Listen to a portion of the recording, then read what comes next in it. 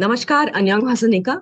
This is Sonu Trivedi, Director of the Swami Vivekanand Cultural Center at the Embassy of India in Seoul, with you all today at the sixth session of the workshop on India at 75, which we have organized in collaboration with the India Center at Busan University of Foreign Studies.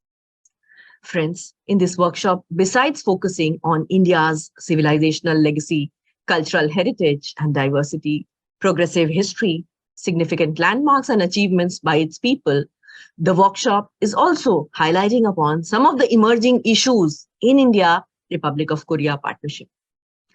Beginning with the inaugural address by Sri Ram Madhav on transforming India, achievements at 75, we have discussed diverse issues ranging from strategic autonomy and geopolitics to global media, economic diplomacy, ESG. And friends, today we are before you at this truly international forum to reflect upon smart cities forging international partnership between India and Republic of Korea. And today we have a very distinguished speaker, Dr. Cho Choongjae from Korea Institute for International Economic Policy. Friends, before coming to the main theme, let me briefly give you a glimpse about smart cities initiatives. Though cities worldwide are growing through a transformation as they incorporate smart technologies in their efforts to become more efficient, innovative, inclusive, and sustainable. Smart city projects around the world are helping to solve urban problems and improve the quality of life by applying smart and data-driven digital technologies to cities. In Republic of Korea, we have also seen how cities have gone profound changes, particularly in the sector of urban development. The same is happening in India as well. For more than 2 decades, Korea has accumulated diverse know-how in urban development through much trial and error in the process of new town development. And many developing countries are interested in Korea's experiences in urban development. And I'm sure we will have many more learning experiences for India also to discuss more about smart city policies and practices, global smart city opportunities and challenges. May I now call upon Dr. Cho Choongjae to speak about it? And before that, let me give a brief introduction about Dr. Cho. Dr. Cho is the Deputy President, and he was also the Director of the Research Planning and Coordination Department at Korea Institute for International Economic Policy. Currently, he's in charge of the Center for Area Studies at Korea Institute for International Economic Policy. He is also the Vice President for the Korean Association of Indian Social Science Research and a board member of the Institute of Indian Studies, Korea. He's an advisor of the Presidential Committee on the New Southern. He was an advisor of the Presidential Committee on the New Southern Policy on India and Parliamentary Diplomacy Forum on South Asia. Also, he's a regional expert on India at the National Assembly Futures Institute in Korea. Dr. Cho, it's a great opportunity and also a personal privilege for me to host you here and to hear from you. We look forward to hear from you about your perspectives on smart cities. Floor is all yours now. Thank you so much, Director Sono. I think you are so busy. There are so many events to collaborate between both countries. Thank you so much. Especially, I was invited the following last years. By today's my topic is related to the smart city, how to cooperate between both countries. So before start, the Sono explain myself as a kind of some deputy president of Kiev, but at this moment I resigned everything. I have no acting in Kiev because I will be dispatched to India, Delhi, as a representative of the regional office of Kiev by end of this year. So anyway, now I try to share first my slide. Now I have presentations which is divided into three main sections. First, I briefly compare the experience of urban development between the two countries, including the smart city. And in addition, I will examine the possibility of the cooperation between the two countries through the Korean smart city development experience. Finally, I will share my thought on strengthening the bilateral urban development cooperation with you. The presentation materials and suggestions were made by referring to my report titled "The Urbanization in India and its Implication for Korea-India Economic Cooperations" in 2017, and the smart city related portals of two government. Okay. In any countries, the urban development is promoted in terms of two major policy goals. The one is national land development. Another is solution of urban problems. I think India and Korea were not exceptions. In the case of Korea, the national land development goal was more strongly pursued from the beginning of development policy in the 1960s, because the entire land was almost in ruins due to the Korean War in 1950. On the other hand, in the case of the India, growth was stagnant before the reform in 1991.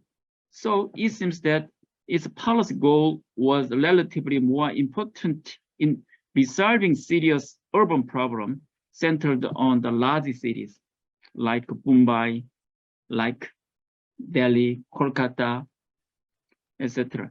In this table, India has 108 cities with a population of 500,000 or more, which is about half of China, as you can see this table. But the population density is more than double that of China.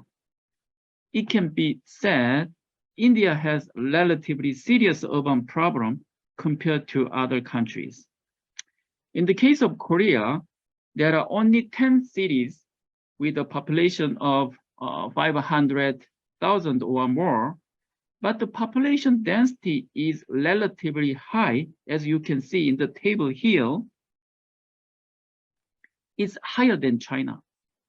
Here, I think that the two countries can share the need of resolving the urban problems relatively more than other countries, as well as national land development. Urban development in Korea has developed in different functional types according to the National Land Development Plan for Economic Growth by stage. Until the 1970s, industrial cities were developed in connection with development of industrial complex in the early stage of economic development. These include Ulsan with the shipbuilding industry, Pohang steel industry, Gumi electronic industry, Changwon machinery industry, Yeocheon, what is it? Chemical industry. Until the 1990s, housing-oriented new towns were developed on the large scales, mainly in the metropolitan area, due to the expansion of huge housing demand. These include Gapo, Mokdong, Sangye, Dunsan, Bundang, Ilsan, Pocheon, Sanbon, Jungdong. After 2000, cities for various purposes, such as corporate cities, innovative cities, and administrative cities were developed for industrial convergence, industrial structural improvement, and innovative industry development. This includes Pangyo, Dongtan, Songdo, Asan, and Sejong. I mean here Sejong. In particular, from this time, The smart city era began to unfold as ICT was applied to urban development in earnest. In this series of process, necessary and relative law systems and promotion agency were continuously improved. However, in the case of India, until the 1970s, it focused on policy to improve slums and prevent proliferations and suppress the rise of urban land prices. In 1985, private participation was allowed in urban development, and in 1992, a national urban policy and the 5 major metropolitan plans were established. But nothing was actually implemented. Since the 2000s, policies related to special export zone, urban renewal, industrial corridors, and related new town development have been promoted. But the results have been limited due to related systems such as the Land Acquisition Act, business suspension and delay, chronic lack of finance and development experience. In the midst of this, the Modi government announced the Smart City Mission in 2015. The bottom-up method was introduced, which the central government does not take the initiative in urban development. Instead, the state government, the city, and the private sector take the governance, and the central government reviews and supports the budget. While Korea has experienced various urban development experiences in stages, India has experienced a huge demand for urban development in various forms since the 2000s. Let's take a brief look at the current status of Modi government's Smart City Mission. By 2017, every state in India has at least one smart city pilot project. Now, 100 pilot project was selected as a plan. More than 2 trillion rupees are investing in 5,151 projects. More than 10 smart cities are being promoted in UP, Uttar Pradesh, Tamil Nadu, and the Maharashtra state. 47% of total investment is shared by the central and state government in half.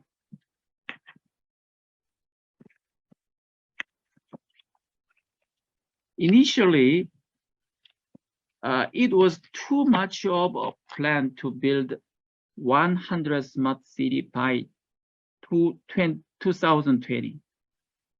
This graph was progress as of the end of the July 2021.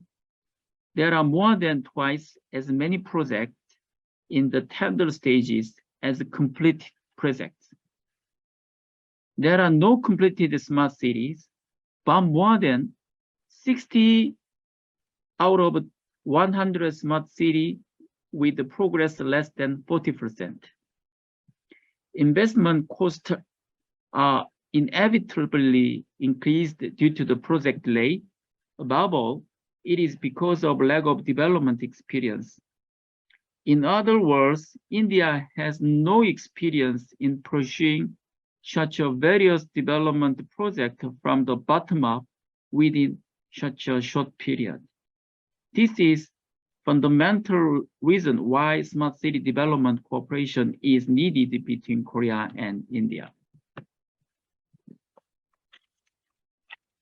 The reason why India is promoting the smart city mission as a core policy is clearly shown in smart city mission statement here.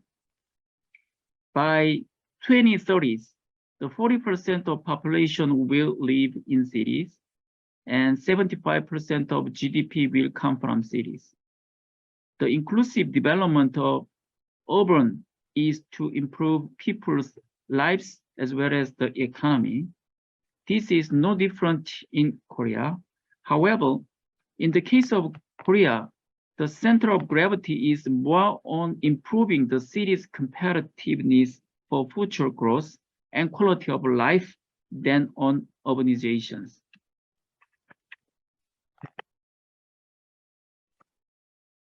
The reason why India is promoting the smart city mission as a core policy is clearly shown in the smart city mission statement here. This is the concept is not different from the Korean smart city and the Indian smart city. Next, I will briefly review the Korean smart city development experience with these tables. Since the early 2000s, the Korean government has considered smart city as a future growth engine. So until 2013, we continued to develop the basic technology and started applying it to new cities. In Dongtan New Town, the bus information system and the CCTV, the digital camera system for the crime preventions were applied for the first time. It was efficient because a nationwide high-speed communication network was already established at that time. After that, the improved system was applied to other new cities such as Songdo. Since 2014, we started providing integrated services by linking smart infrastructure built by each public sector. We built an emergency dispatch, disaster safety warning, and support system for the socially disadvantaged by integrating smart infrastructure, such as the Ministry of Land, Infrastructure and Transport, the National Policy Agency, Police Agency, and the Fire Department, the Ministry of Public Administrations and Security, and telecommunication companies. From 2016, around 17, the policy was expanded to include a new concept, such as test bed for the first industrial revolution new technology, living lab, and innovative ecosystem. The Korean government selected two national pilot cities, Sejong and Busan, as strengthening the smartizations of existing cities and building a new industrial ecosystem. These figures shows the status of smart city that was being promoted in Korea 10 years ago in 2012, and the project that was called Ubiquitous Cities or UCity, Ubiquitous or UCity at that time. Although it is centered in the metropolitan area with a large populations, it was being conducted nationwide, as you can see. This table shows the progress of smart city promotion in Korea in a different way by the time period.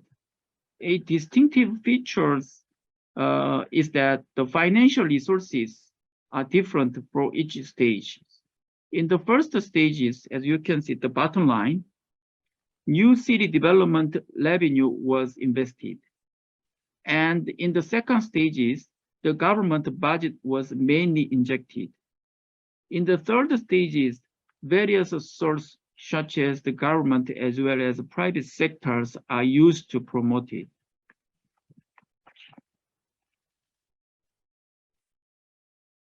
In 2018, the Sejong, where I currently live, and Busan, my hometown, was selected for the Smart City National Pilot Project.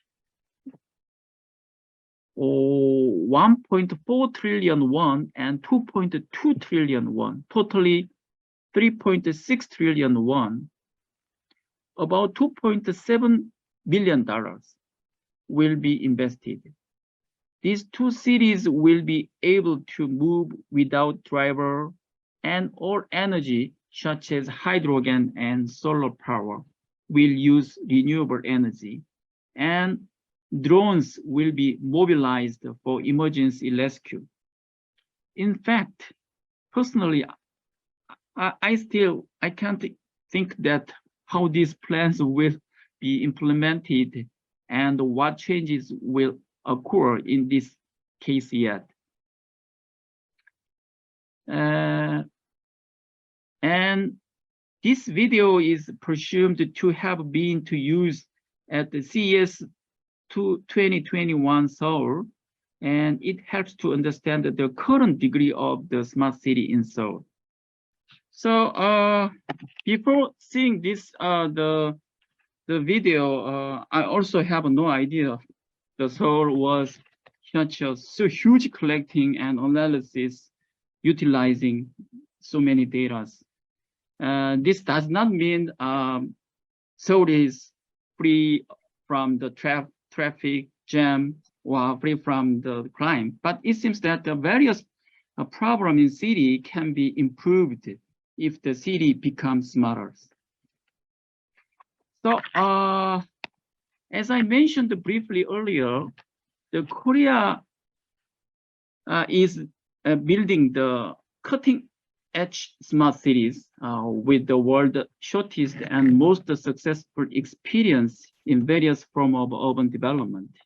And India, well, demand for various types of the urban development, including smart city, is skyrocketing, the best partner of each other. In July 2019, the Korean government prepared a plan to stimulate overseas expansion of smart cities and is promoting various support policies. The number of the overseas urban development cases in which Korea is participating is gradually increasing. In the meantime, the countless cooperative projects have been carried out for each detailed urban development project. The first overseas smart city project is currently being promoted as Abdullah Smart City in Kuwait in here. LH, a Korean public corporation, is taking the lead, as you can see for the reference.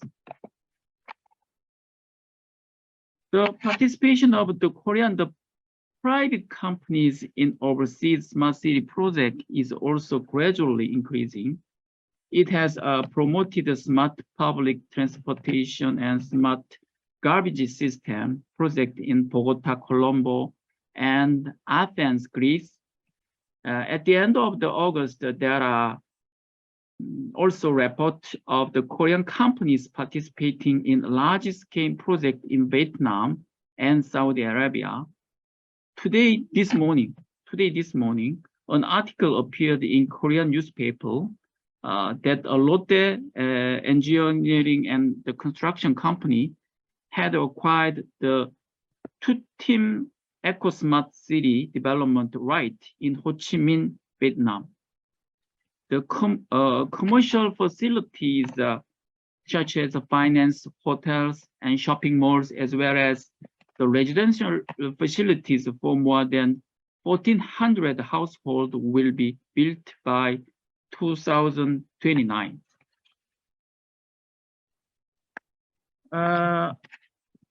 With India, the redevelopment project of Bandara Kurla complex, as you can see here, which is being promoted by the Maharashtra state government since 2017, is being pursued.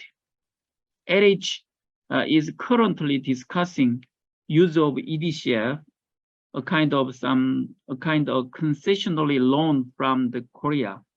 The full name is Economic Development Cooperate Fund for infrastructure construction, this project. From now, this is my suggestions. In order to more efficiently discover and promote various new projects in India, as well as Bandara Kurla complex project, a more efficient bilateral consultative body should be operated. I propose to form and operate a tentative name of Korea-India Urban Development Cooperation Committee. First, the government of both countries will lead the way to form consultative body encompassing urban development related ministries, public institutions, financial institutions, and private sectors. Through the bilateral regular meetings at least once a year, a committee discovers, selects, and supports cooperation projects. As it is inefficient to operate a regular organizations for only 1 year, 1 meeting, the two governments designate relevant public institutions and provide appropriate budget support. In my opinion, LH in Korea and Hudeco, Housing and Urban Development Corporation in India take charge of this, so that not only normal the corporations, but also agendas for regular meeting once a year are prepared in advance. In order for such a cooperative system to work more efficiently, I suggest to actively reflect these when setting the agenda for the summit between the two countries. Although development finance must efficiently mobilize public and private finances of both countries, 10 billion Korea-India financial package, including the 1 billion in Korean, I already mentioned EDCF, plus 9 billion export finance, which was agreed upon at 2015 summit, is needed to utilize first. For your reference, although it is very late, the first EDCF project, Mumbai-Nagpur 700-kilometer highway ITS project, is processing at this moment. The amount of the EDCF support is about $170 million. So we have enough the rest monies to use to develop smart city between both countries. Sincerely, I hope the Bandara Kurla complex project will be the first successful bilateral project for urban development to use Korea-India financial package. Various projects can be done by the Korea-India Urban Development Committee, but the most important thing to do is the Korea-India Smart City Pilot Project. The Prime Minister Modi visited Dongtan, Songdo, and Ulsan in Korea, emphasizing cooperations with Korea's manufacturing and smart cities.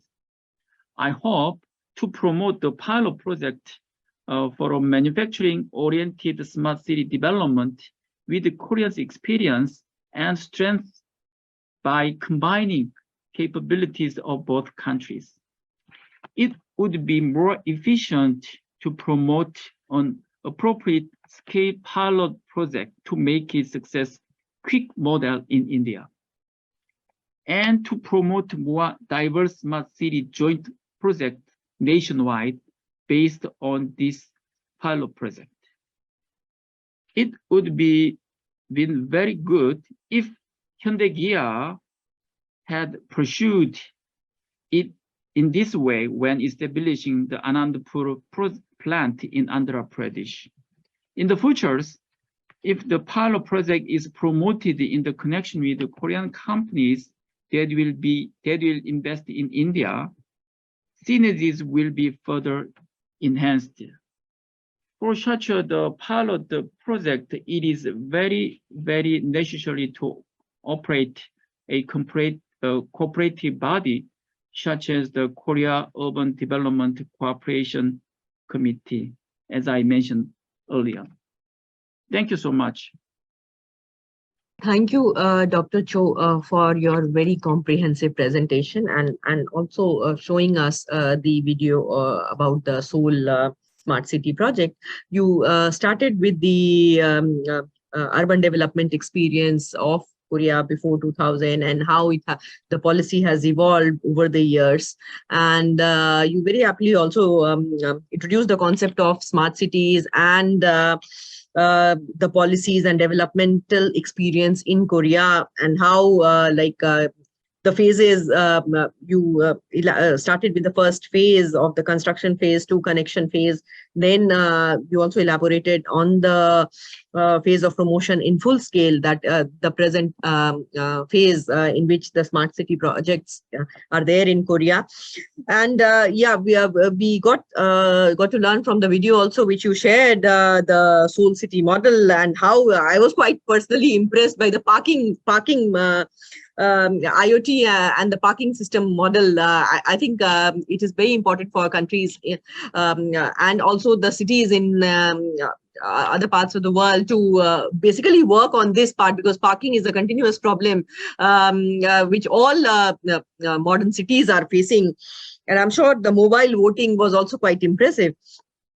And you also gave some suggestions about how the smart city collaboration between India and Korea, how it can be further strengthened. And public-private partnership is one model which can be taken forward. So I'm sure all the participants who are present here today, they might be also having many questions. Before I open the floor for discussion, let me ask just one question that comes to my mind after listening to your presentation. Though you have talked about the smart city project in Korea and the opportunities available and the areas of collaboration between India and Korea, just one question that I have in mind, which I think I did not maybe you can elaborate on that, is about the issue of development versus displacement. Because when we are implementing smart city projects, what is the societal impact and how the marginalized section of the people who are displaced from their land, so how is Korea dealing with it? Because that becomes a major challenge in a country like India. So if you can share the Korean example about this, how the government is dealing with the issue of development versus displacement. Yeah, it's a very good question. It's very important to develop the smart city to consider the socially affections. Yeah.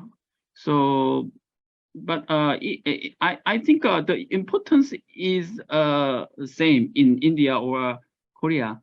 But I think what do I say?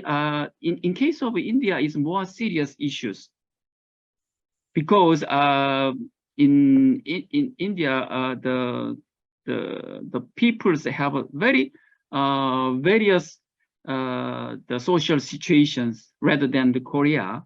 So I think when we develop the smart city or urbanizations, in case of India, is more serious in the social affection issues. But anyway, I already is seen some development of your country smart city, like the gift city, the Ahmedabad, Gujarat. It is almost the same to Sejong model. Now I live in Sejong.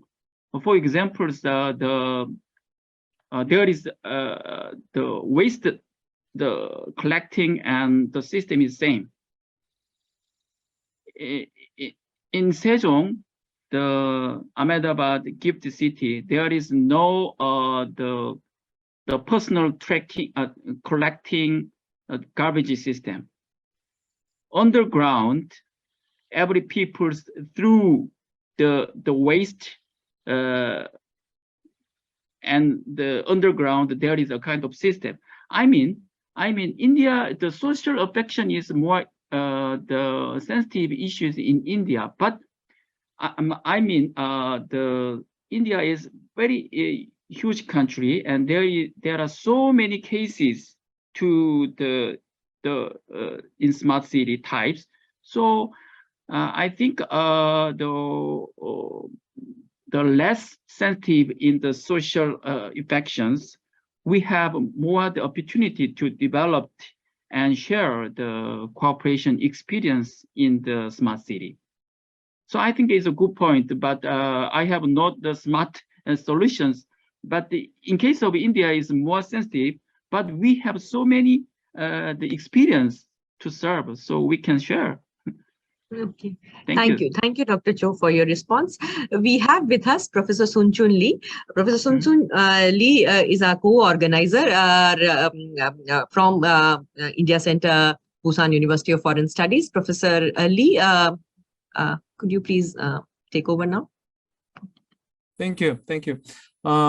Thank you for your great presentations. As I know, you already studied about corporations for a long time, and even though you visited India to study how to make the cooperation between the two countries, even though you cannot see any good business corporations about the smart city, what do you think? What is the problem? Because of the there is something between the two countries' government, or private market access problem? I cannot well identify which is the most worst the problems making the cooperation between the two countries. That's the one question.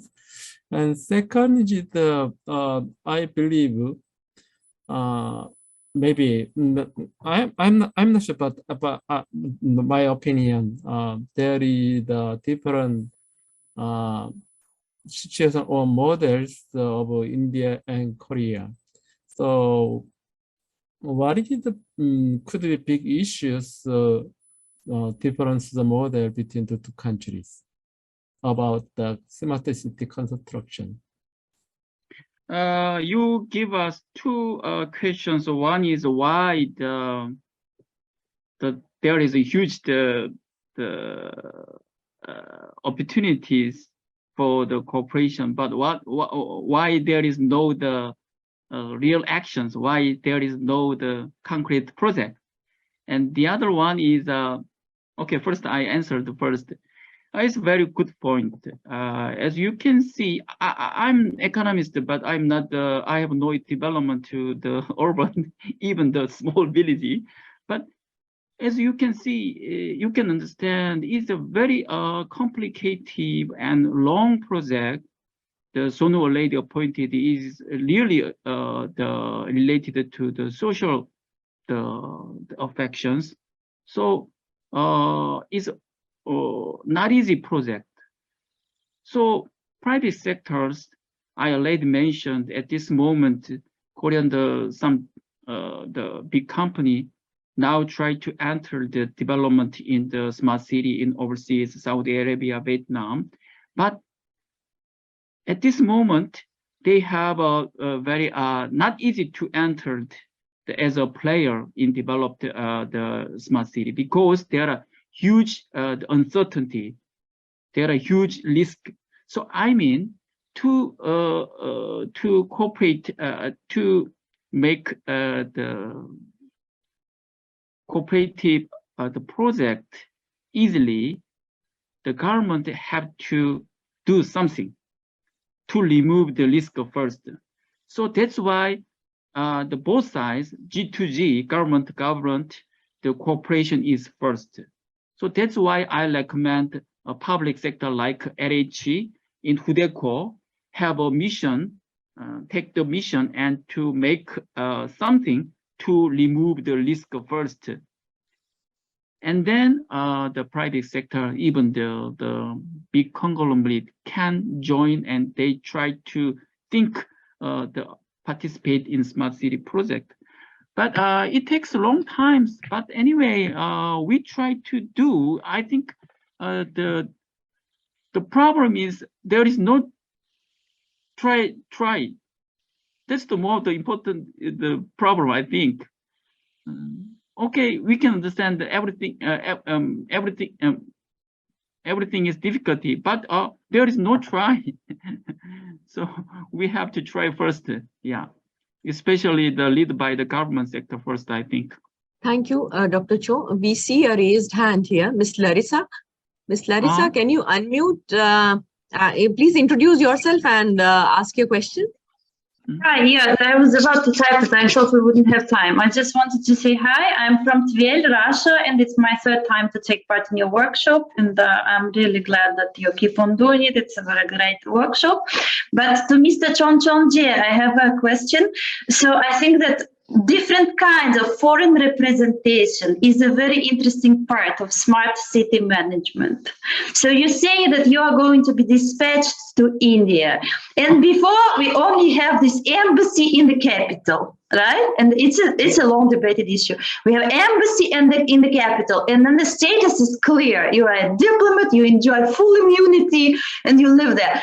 Once it's not the capital, there are more smart cities, and it's not the capital. And then the format is more complicated. So here in Tver, I live in Tver, Russia, we have Dhaba Indian restaurant, right? And it's a restaurant. And then I was wondering what status these guys have. And Confucius Institute from China, they want to come. And they are also wondering, what status are we going to get, right?